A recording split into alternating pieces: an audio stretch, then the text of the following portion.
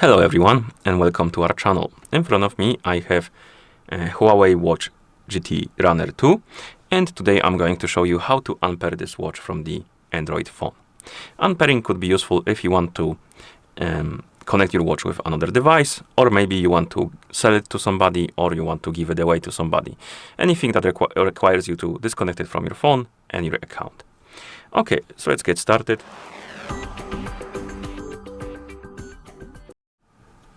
First, we need to open the Huawei Health application on the phone that is paired with our watch.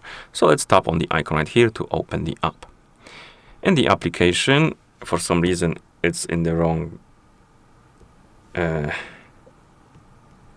orientation. Let's reopen it like this. Okay. In the application, you should see the health page. Now tap on devices and now select your Watch GT Runner 2 from the list of devices. And here on this page, you should see this icon in the top right corner. Tap on it and then tap on Unpair Device and Unpair. The watch will disappear from the list of devices. You can also go to the settings, Bluetooth settings on your phone and check if the watch is right here on the list. It shouldn't be, but if some case it is, you can tap on the settings icon next to it, tap on Forget Device and tap on Forget Device again to confirm.